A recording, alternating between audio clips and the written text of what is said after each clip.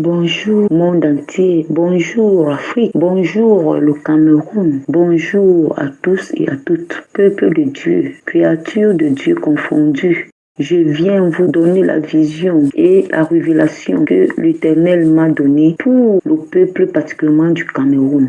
C'était dimanche vers 23h quelques minutes que je m'étais endormie et je me suis réveillée à 1h40. J'ai une vision qui m'a troublée. La vision était que je me retrouvais dans une maison dite de Dieu, assemblée de Dieu, avec un nombre de personnes et subitement il y a eu comme une secousse à l'intérieur de la maison et dehors il y avait la confusion totale, les cris à gauche, les cris à droite, les hommes accouraient ça et là et les personnes qui étaient avec moi sont sorties brusquement de la maison.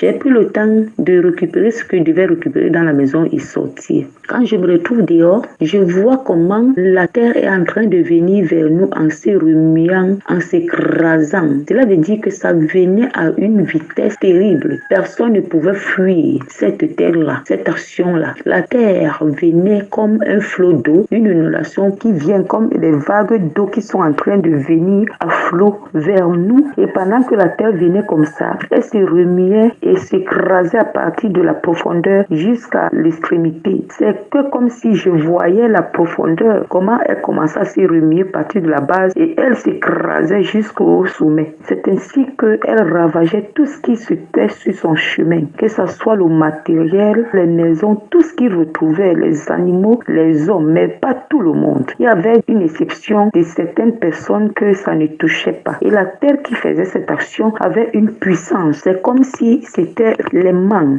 qui attiraient certaines personnes précises. Et les gens qui étaient avec moi, plusieurs ont été saisis. Si tu veux crier, ça te capture. Si tu veux courir, la puissance là te récupère, t'engloutit dans cette action et tu disparais. C'est comme ça que la ville de Douala était balayée. Je voyais comment d'autres villes étaient également en train de subir une action de colère de Dieu qui balayait également les hommes et les femmes et tout ce que ça rencontrait sur leur chemin. Je vivais ça. Et tout ce qui restait là avec moi, qui était épargné de cette mort, vivait la même chose. Personne ne disait rien à l'autre, mais on vivait les mêmes choses. Subitement, il y avait tellement une confusion terrible. À tous les niveaux, les gens couraient pour chercher à se défendre, à se sauver, mais ceux qui devaient périr ont péri. C'est ainsi qu'à un moment donné, je me suis mise à prier, demander pardon pour moi et pour tout le monde entier, parce que pour la nation camerounaise. Pendant que je me suis mise à demander pardon, j'ai dit à cette personne de demander également pardon. Nous nous sommes mis à demander pardon en criant, on était vraiment confus. Et alors, directement, cette action s'est arrêtée devant de nous. Quand l'action de la terre s'est arrêtée, la terre qui se remuait et s'écrasait et saisissait les hommes et les femmes, même les enfants de tout âge, les engloutissait et on les voyait plus, ils disparaissaient comme ça. Et après, quand ça s'est arrêté, j'ai couru vers ma droite. J'ai vu comment maintenant c'était le feu qui venait en flot à une hauteur très élevée et à une vitesse. Ça frayait un large chemin. Ça ravageait tout ce qui s'était sur son chemin. Je me suis dirigée vers ma gauche. J'ai vu la même chose là-bas. Et dans la vision, le Seigneur est en train de me dire qu'il a donné des révélations. Il ne grondait même pas. Il parlait doucement. Il me parlait à moi, ce qui a donné les révélations à cette nation, le Cameroun, de se repentir. Plus particulièrement, la vision et la révélation qu'il a donnée à son serviteur, le prêtre. Et je vais associer avec ceci, que tout le Cameroun devait se repentir, prier pendant 3 jours de jeûne à sec pour demander pardon à Dieu, à partir du gouvernement jusqu'au plus petit. Même les animaux ne devaient pas manger, comme ce jour à Ninive. J'avais reçu cette révélation-là et tout. Et puis, le Seigneur disait qu'il a donné des révélations à ce monsieur et à plusieurs personnes et les Camerounais n'ont pas pris cela en compte. Ils ont négligé, ils ont fait de leur manière, pas selon lui. Alors, la colère est là. Il doit établir le réveil mondial international au Cameroun. Il faut que ce réveil soit établi dans la base de la pureté, la sainteté, la base de la liberté et de l'amour. Aujourd'hui, tout est souillé, tout est impur, tout est asservi. Alors, il ne peut pas se mélanger dans des souillures, d'où il est venu nettoyer. Et la terre qui sortait là, c'était une terre nouvelle. Comme quand quelque chose est nouvelle. C'était comme ça, c'était une terre nouvelle. Et il veut rebâtir des hommes nouveaux pour pouvoir s'implanter en tant que réveil mondial en terre camerounaise. C'est ainsi que quand cela s'est passé, je me suis réveillée. Quand je me réveille maintenant, le Seigneur continue à me dire qu'il est l'Éternel, le Dieu vivant, le Dieu du commencement et la fin de toutes choses, qu'après lui, il n'y a pas un autre Dieu, avant lui, il n'y en aura même pas. Il est en colère parce que le peuple camerounais, les Camerounais l'ont abandonné, l'ont rejeté, ils l'ont humilié, ils l'ont trahi, ils l'ont haï en suivant d'autres faux dieux, les yeux des idoles, des traditions, les religions, toute espèce d'impureté, toute espèce d'idolâtrie, ils l'ont abandonné. Il n'a plus de place dans leur vie, il n'a plus de place dans les sociétés. On l'a jeté hors de sa nation. Alors, il est en colère, il est venu récupérer sa place en tant que l'alpha et l'oméga, le Dieu des armées. C'est ainsi qu'il disait et il parlait. Et il a plus parlé pour l'église. Il me dit, c'était dimanche hier, j'ai dit oui. Et c'est comme quand il parlait, il me montrait les cœurs. Regarde les hommes dans les assemblées, montrer ces assemblées. Il y avait des hommes à gauche, à droite, partout dans le pays. Les hommes étaient à l'église, mais ils avaient les cœurs noirs, les cœurs impurs, les cœurs de méchanceté, les cœurs qui ne connaissent pas demander pardon et les cœurs qui ne pardonnent jamais. Les cœurs qui sont pleins de rivalité, de vengeance. Les cœurs qui sont pleins de favoritisme et de corruption. Les cœurs qui sont pleins de jugement. Les cœurs qui sont pleins de condamnation, de blasphème. Il montre les cœurs comme ça. Et il dit que regarde-les, ils sont sortis des églises dans la joie, comme s'ils sont remplis, sont nourris, sont déjà pleins, alors qu'ils n'étaient pas me rencontrer. Ils ont rencontré les maîtres qu'ils ont choisis. Chacun a son maître. Il a parlé, il a parlé. Il y a toutes ces choses qui se passent, que nous vivons partout au quotidien, en commençant par nos assemblées. Pendant qu'il parlait donc, il dit que les hommes croient qu'il les aime plus que son fils Jésus, que cela est faux. Après, il m'a posé la question, tout ce qui se passe dans les assemblées là, que les hommes viennent avec de tels cœurs, de tels aspects, de telles mentalités, n'est-ce pas la sorcellerie? J'ai répondu oui, c'est la sorcellerie.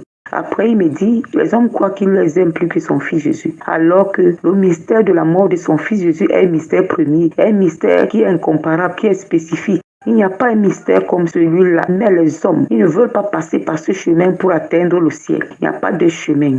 Ils portent la Bible, ils parlent de lui dans le mensonge. Ils ne veulent pas vivre la vérité. Et que si quelqu'un s'éloigne de ce mystère, si quelqu'un ne considère pas ce mystère, si quelqu'un néglige ce mystère, si quelqu'un ne se sépare de ce mystère, il n'entrera pas dans son royaume.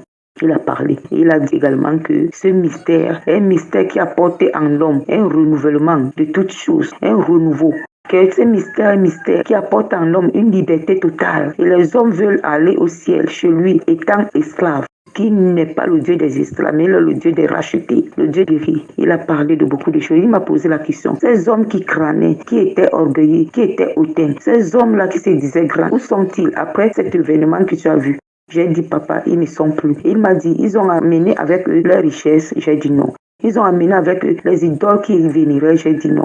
Ils ont amené avec eux le moi qu'ils ont choisi. Ils ont élevé comme un Dieu en eux, le Dieu du moi, de la grandeur, l'orgueil, la rivalité, l'hypocrisie. J'ai dit non. Il a dit que c'est-il à un homme de gagner le monde entier, de perdre son âme. Il a parlé, il m'a donné beaucoup de versets bibliques. Jérémie chapitre 3, à partir du verset 6. Le petit sous-titre est Exhortation à la repentance. Bien-aimés, nous avons besoin de nous repentir. Il a parlé de la manière dont les hommes demandent pardon. Il a dit que les hommes ne pardonnent pas en vérité. Les hommes ne demandent pas pardon dans la vérité. Les hommes demandent pardon dans la corruption, dans l'injustice. Quand ils demandent pardon, c'est que lui, il est saint, lui, il est pur. Alors, ils demandent pardon comme si on les forçait. Ils demandent pardon comme s'ils demandaient ça pour les autres ou demandaient ça pour les leaders religieux.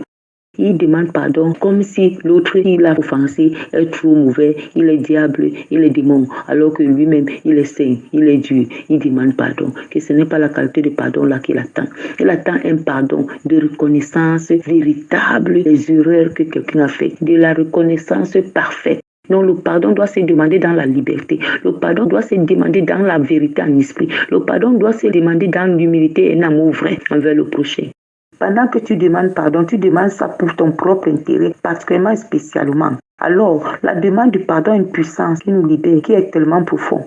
Le pardon doit se demander dans la justice de Dieu. Il m'a parlé de la justice que les hommes ne manifestent pas. Il a parlé que dans la justice, les hommes mélangent la corruption. Les hommes ont les partis pris. Alors les hommes ont les favoritismes. Alors que lui, Dieu n'est pas favoritiste. Alors il a dit que la qualité de pardon là n'a pas de place dans son royaume. La qualité de pardon là ne peut pas sauver quelqu'un. Le pardon véritable est un pardon de vérité. Maintenant, à toi qu'on demande pardon. Tu as intérêt à pardonner. On ne doit pas demander pardon en jugeant. On ne doit même pas pardonner quelqu'un en le jugeant. Et il m'a posé la question. Les gens croient que je les aime plus que mon fils Jésus. C'est faux. Mon fils, le mystère qu'il a passé de sa mort à la croix, c'est un mystère qui est vraiment établi dans la base de la vérité, qui est le premier mystère de tous les temps, qui doit entrer en action pour pouvoir rebâtir l'homme nouveau, pour pouvoir apporter l'homme à la liberté, pour changer la nature de l'homme en esprit, en vérité. Ce n'est pas un mystère qu'on joue avec, mais le peuple camerounais, le monde entier joue beaucoup avec ce mystère. Ce mystère, la place qu'il doit occuper dans notre vie, c'est une place de la crainte de l'Éternel. L'Éternel m'a dit, les cœurs qui viennent à ta présence dans les assemblées n'ont pas la crainte de son nom. Celui qui a la liberté de pardonner ou de demander pardon est un héros très puissant, un héros spécial mis à part. Quand on peut arriver à pardonner véritablement, sans distinction, sans corruption ni favoritisme, on a gagné le procès de la vie sur la terre, au nom de Jésus. Le mystère du pardon est un mystère, non seulement qui te qualifie en tant qu'un véritable enfant de Dieu, mais qui se transfigure en l'image de Jésus-Christ et ramène en toi la gloire divine. Quand quelqu'un est libre à pardonner, est prompt à pardonner, Dieu le pardonne aussi librement. Dieu le pardonne aussi facilement. Les portes de sa vie sont largement ouvertes. Sa vie coule comme un flot d'eau. Cette personne devient un représentant du royaume céleste sur la terre des vivants. Dieu a parlé. Il a tellement souligné beaucoup de choses que nous vivons au quotidien qui ne sont pas bien par rapport à la parole de Dieu. Et nous sommes là, nous masquons et on fait comme si de rien n'était. Et nous disons, nous sommes enfants de Dieu. Nous ne perdons rien en demandant pardon véritablement. Nous ne perdons rien en rentrant dans ce système de demander pardon comme Ninive. Au contraire, nous gagnons beaucoup de l'amour de Dieu en abondance. Puis quelqu'un va dire, Dieu est miséricordieux, Dieu est amour. N'oublions pas qu'il a dit qu'il est Dieu jaloux. Il ne partage pas sa gloire avec la créature. N'oublions pas aussi que dans sa jalousie, il y a des moments où il se met en colère également. S'il a fait pour les Israélites, il ne le fait pas pourquoi aujourd'hui. Si le peuple pour qui il a mis confiance, il a mis à part le déçoit, il peut toujours le faire. Aucun homme ne peut corrompre Dieu. Aucun homme ne peut juger Dieu. Il est Dieu demeure Dieu. Bien-aimés, Dieu peut nous juger, mais nous ne pouvons pas juger Dieu. Nous avons besoin de la repentance, de la conversion véritable, parce que nous avons échoué. L'Église au Cameroun a échoué. Nous avons échoué dans tous les sens, à tous les niveaux. Ce n'est pas en faisant les miracles que cela veut dire que nous avons gagné. Les miracles ne nous appartiennent pas. Ce sont les dons de Dieu. Les miracles appartiennent au Seigneur. Ça donne gloire à Dieu, pas à toi, l'homme. Notre intérêt, c'est de nous repentir convenablement, véritablement, devenir saint comme notre Père est saint, devenir parfait comme notre Père est parfait. La perfection doit être notre nourriture, la sanctification de tous les jours. Dans ce cheminement-là, on voit voir le brisement. Nous voulons aller au ciel sans passer par ce chemin. Nous nous trompons. Bien-aimés, repentons-nous. C'est terrible. La vision que Dieu m'a montrée là, est l'une des grandes visions qu'il m'a montrée pour la nation camerounaise et pour la colère de Dieu sur les fils de la rébellion. Repentons-nous. Il est encore temps. Dieu peut toujours nous pardonner. Dieu peut toujours changer cela. À partir du moment où nous allons écouter ces visions et tout, nous pouvons nous repentir. Et Dieu attend ça de nous. Si nous prenons la place des enfants, les enfants comme la brebis perdue qui est revenue à son père, l'enfant comme le fils prodigue qui est revenu à son père, le Seigneur est capable de nous pardonner. Car il ne veut pas la mort du péché, mais veut que le péché se répande et vienne à la vie. Et ce que notre Dieu attend de nous, repentons-nous bien-aimés, c'est pour notre bien, afin que la gloire de Dieu soit revêtue en nous.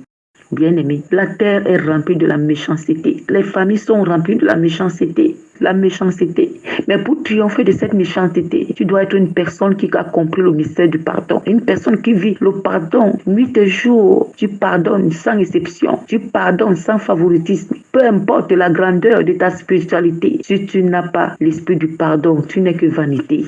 Bien-aimé, le pardon va te bâtir. Le pardon va permettre que ta chair soit brisée. Quand tu es quelqu'un qui pardonne et qui demande pardon, cette action-là va attirer la puissance du Saint-Esprit en toi. Il va disposer ton cœur à la pureté. Il va disposer tes pensées à la pureté. Il va te transfigurer en une personne qui a la vie en abondance. Et c'est un mystère qui se parle de bouche, mais qui ne se fait pas en esprit en vérité. Nous avons mal demandé pardon, bien-aimés. Nous avons mal pardonné. Repentons-nous, repentons-nous. Ce sont des choses qui se vivent partout, tous les jours. Ce pardon-là peut nous être accordé par le Seigneur. Il n'est pas encore tard. À partir du moment où tu écoutes seulement cette vision et d'autres visions que Dieu relâche partout, des révélations que le Seigneur Jésus relâche partout pour cette nation, pour notre peuple, pour notre vie, Il est possible que le Seigneur nous pardonne. Il est possible qu'il change de décision. Tout n'est pas fini. Nous pouvons nous repentir. Nous pouvons changer. Il est possible. Que la paix de notre Seigneur soit sur chacun de nous et que la gloire de Dieu nous couvre entièrement au nom de Jésus. Bien-aimé dans le Christ, je suis le très vénérable Père André-Jules Merlet-Libam, proto-higoumène supérieur général de la communauté monastique de Saint-Benoît. Règle de Saint-Benoît, ora et labora. Nous sommes une communauté monastique orthodoxe dans l'église orthodoxe russe, patriarcat de Moscou, et nous sommes aussi dans le registre catholique. Notre monastère est en même temps orthodoxe, en même temps catholique. Alors, bien aimé dans le Christ, je viens avec un message fort, très fort. Le Seigneur m'envoie comme l'apôtre Paul, comme l'apôtre Pierre, comme tous ces grands apôtres, pour annoncer un message fort au peuple camerounais. Je voudrais que ce message soit relayé.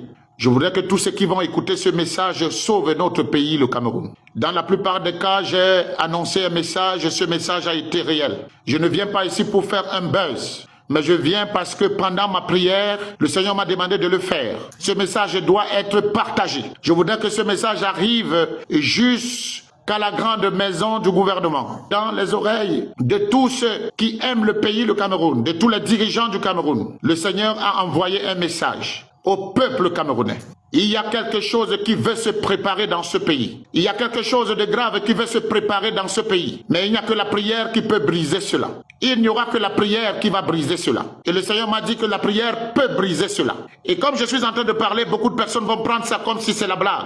Mais moi, je dis, je ne fais que mon travail. Je ne suis pas venu ici pour faire quoi que ce soit. Je ne suis pas un homme de buzz. Pour ceux qui me connaissent, je suis début dans les réseaux sociaux. Je voudrais juste que mon message soit soutenu. Je voudrais qu'on écoute ce message parce qu'il est vrai, il est réel. Le Seigneur a demandé que le gouvernement camerounais organise un jeûne de 3 jours à la fin de ce carême. À la fin de ce carême, à l'entrée de Jérusalem. Ça voudrait dire avant le dimanche des rameaux. Avant le dimanche des rameaux, que le gouvernement camerounais, le gouvernement de notre pays, organise un jeûne de 3 jours. Et que le gouvernement impose que ce jeûne soit respecté par tout le monde.